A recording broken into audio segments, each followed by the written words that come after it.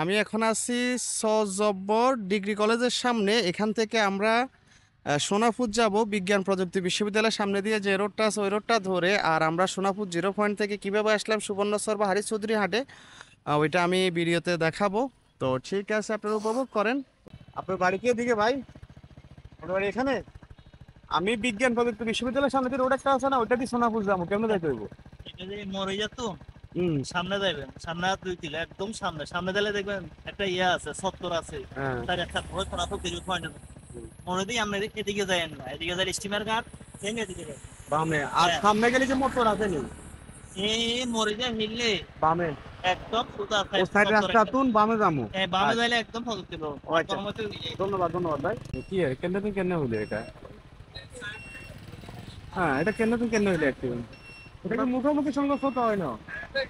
এটা তো মুখোমুখি সংঘর্ষ হয় না। না না না না না না হাত থেকে না রাত হাত ও ওই প্রথম সামনে চাকা হাত ধরে নিয়ে আসতে দোনোটাই গাইতে পুরো দরকার ডাইরেক্ট আসলে কি ধরেন পাশিয়ার মতো একটা রিক্সা তো নিয়ে করে না, এটা মোরা নাম